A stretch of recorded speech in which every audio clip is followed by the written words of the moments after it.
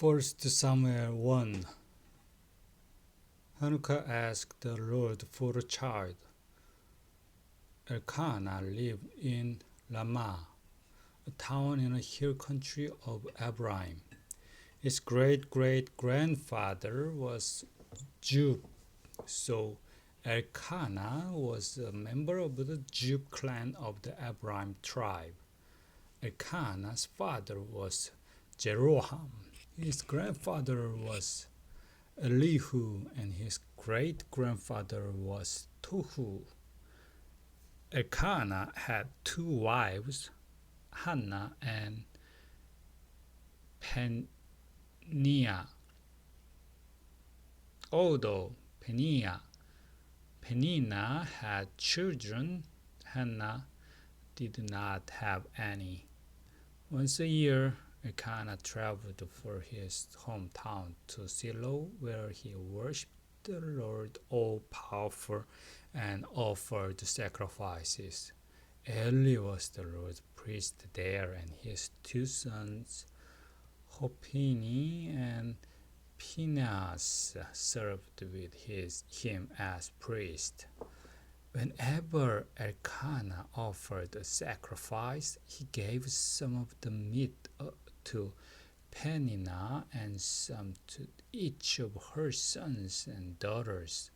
But he gave Hannah even more because he loved Hannah very much, even though the Lord had kept her from having children of her own. Peninnah liked to make Hannah feel miserable about not having any children, especially when the family went to the house of the Lord each year. One day, Elkanah was there offering a sacrifice when Hannah began crying and refused to eat. So Elkanah asked, "Hannah, why are you crying? Why won't you eat? Why do you feel so bad? Don't I mean more to you than 10 sons?" When the sacrifices had been offered and they had eaten the meal, Hannah got up and went to pray. Eli was sitting in his chair near the door to the place of worship. Hannah was heartbroken and was crying as she prayed. "Lord, all powerful, I am your servant, but I am so miserable. Please let me have a son.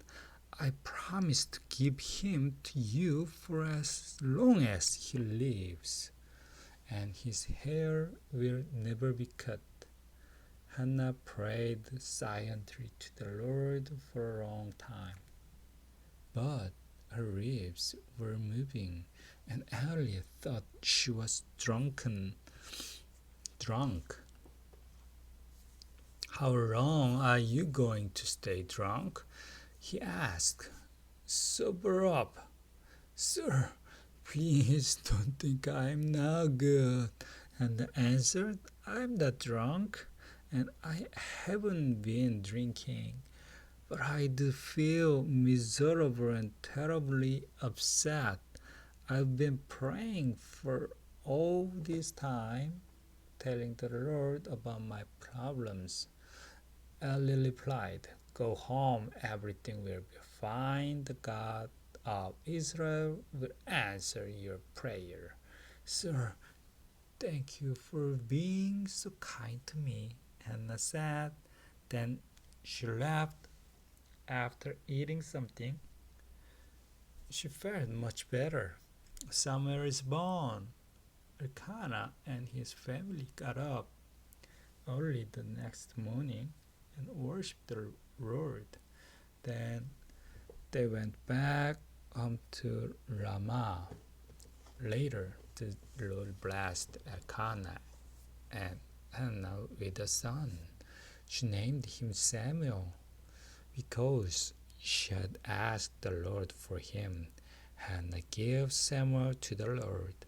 The next time Elkanah and his family went to offer their yearly sacrifice, He took along a gift that he had promised to give to the Lord, but Hannah stayed home because she had told Elkanah, Samuel and I won't go until he's old enough for me to stop nursing him.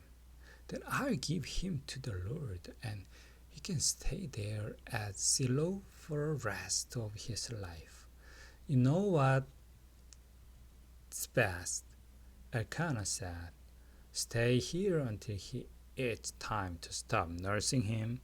I'm sure the Lord will help you do what you have promised. Hannah did not go to the Shiloh until they stopped nursing Samuel. When it was the time of year to go to Shiloh again, Hannah and Elkanah took Samuel to the Lord's house. They brought along a 3-year-old bull, a sack containing about 9 kilograms of flour, and a clay jar full of wine. Hannah and Elkanah offered the bull as a sacrifice, then brought the little boy to Eli. Sir, Hannah said, a few years ago I stood here beside you and asked the Lord to give me a child. Here he is. The Lord gave me just what I asked for. Now I'm giving him to the Lord, and he'll be the Lord's servant for as long as he lives. Hannah prays. Elkanah worshipped the Lord there at Shiloh, and 1 Samuel 2, Hannah prayed, You make me strong and happy, Lord. You rescued me. Now I can be glad and laugh at my enemies. No other God is like you, and with you we are safer than on a high mountain. I can tell those proud people, stop your broad boasting. Nothing is hidden from the Lord, and He judges what we do. Our Lord, you break the bows of warriors, but you give strength to everyone who stumbles. People who once had plenty to eat must not hire themselves out for only a piece of bread. But you give the hungry more than enough to eat. A woman did not have a child, and you gave her 7. But a woman who had many was left with none. You take away life, and you give life. You send people down to the world of the dead and bring them back again.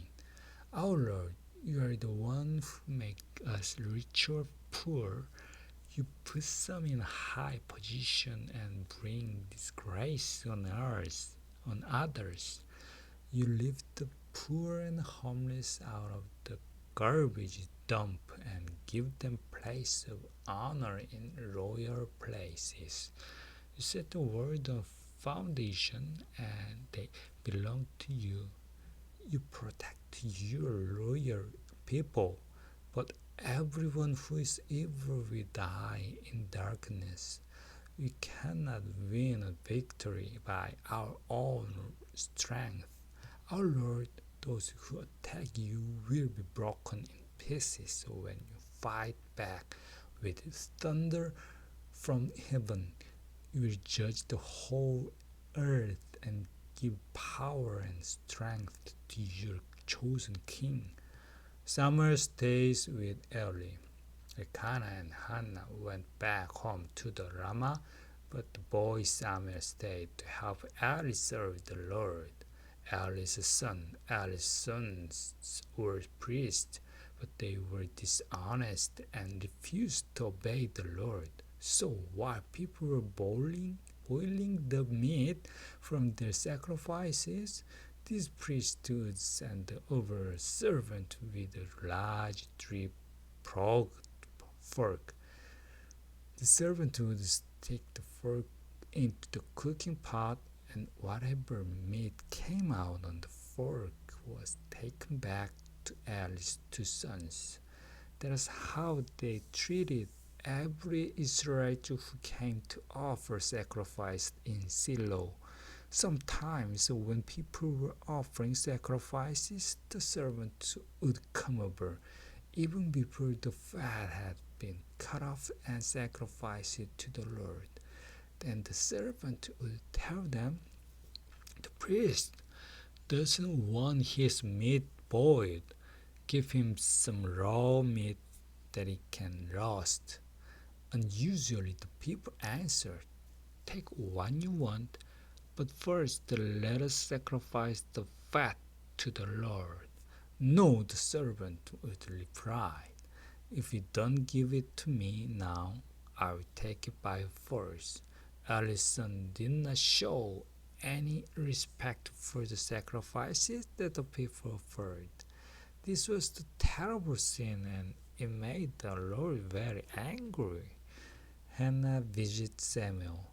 The boy Samuel served the Lord and wore a special linen garment and the clothes his mother made for him. She brought new clothes every year when she and her husband came to offer sacrifice at Shiloh. Eli always blessed Elkanah and his wife and said, "Samuel was born in answer to your prayers. Now you have given him to the Lord. I pray that the Lord will bless you with more children to take his place." After Eli had blessed them, Elkanah and Hannah would return home. The Lord was kind to Hannah, and she had 3 more sons and 2 daughters. But Samuel grew up at the Lord's house in Shiloh. Eli warns his sons. Eli was now very old, and he heard what his sons were doing to the people of Israel. "Why are you doing these awful things?" he asked them. "I've been hearing nothing but complaint about you from all of the Lord's people. If you harm another person, God can help make things right between the two of you. But if you commit a crime against the Lord, no one can help you." But the Lord had already decided to kill them, so he kept them from listening to their father. A prophet speaks to Eli each day. As Samuel grew older, the Lord was pleased with him, and so were the people. One day, a prophet came to Eli and gave him this message from the Lord. "When your ancestors were slaves of the king of Egypt, I came and showed them who I am. Out of all the tribes of Israel, I chose your family to be my priest. I wanted them to offer sacrifice and burn incense to me and to find out from me what I want my people to do. I commanded everyone to bring their sacrifice here where I live, and I allowed you and your family to keep those that were not offered to me on the altar. But you honor your sons instead of me. You don't respect the sacrifice and offerings that are brought to me. And you've all grown fat from eating the best part. I am the Lord, the God of Israel. I promise to always let your family serve me as priest. But now I tell you that I cannot do this any longer. I honor anyone who honors me, but I put a curse on anyone who hates me. The time will come and I will kill you and everyone else in your family. Not one of you will live to an old age. Your family will have a lot of trouble. I'll be kind to Israel, but everyone in your family will die young. If I let anyone from your family be a priest, his life will be full of sadness and sorrow. But most of the men in your family will die a violent death. To prove to you that I will do these things, your two sons, Hophni and Phinehas, will die on the same day. I have chosen someone else to be my priest, someone who will be faithful and obey me. I will always let his family serve as priest and have my chosen king. For if anyone is left from your family, he will come to my priest and beg for money or a little bread. He may even say to my priest, "Please let me be a priest, so I will at least having something to eat." 1 Samuel 3. The Lord speaks to Samuel. Samuel served the Lord by helping Eli the priest, who was by the time almost blind. In those days, the Lord hardly ever spoke directly to people, and he did not appear to them in dreams very often.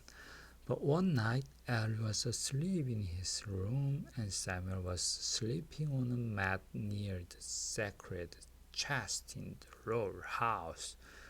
They had not been asleep very long when the Lord called out Samuel's name. "Here I am," Samuel answered. Then he ran to Eli and said, "Here I am. What do you want?" "I didn't call you," Eli answered. "Go back to bed." Samuel went back. Again the Lord called out Samuel's name. Samuel got up and went to Eli. "Here I am," he said. "What do you want?" Eli told him, "Son, I didn't call you. Go back to sleep." The Lord had not spoken to Samuel before, and Samuel did not recognize that voice.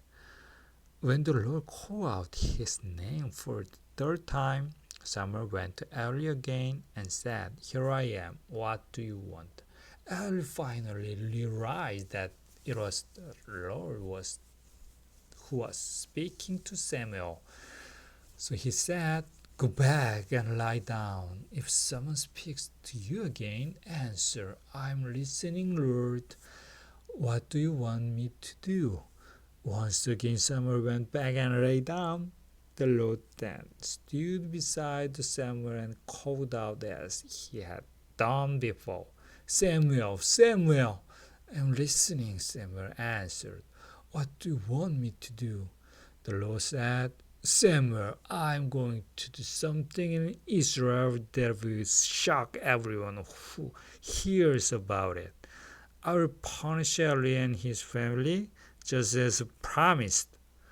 He knew that his sons refused to respect me, and he let them get away with it, even though I said I would punish his family forever. I warned Eli that sacrifice or offering could never make things right. His family has done too many disgusting things. The next morning, Samuel got up and opened the doors to the Lord's house. He was afraid to tell Eli what the Lord had said, but Eli told him, "Samuel, my boy, come here." "Yes, sir," Samuel answered. Eli said, "What did God say to you? Tell me everything. I will ask God to punish you terribly if you don't tell me every word he said." Samuel told Eli everything. Then Eli said, "He's the Lord, and he will do what's right." Lord helped Samuel. As Samuel grew up, the Lord helped him and made everything Samuel said to come true. From the town of Dan in the north to the town of Beersheba in the south, Everyone in this country knew that Samuel was truly Lord's prophet. The Lord often appeared to Samuel at Shiloh and told him what to say. 1 Samuel 4. Then Samuel would speak to the whole nation of Israel. The Palestinians captured the sacred chest. One day the Israelites went out to fight the Palestinians. They set up camp near Ebenezer, and the Palestinians camped at a pack. The Palestinians made a fierce attack. They defeated the Israelites and killed about 4,000 of them.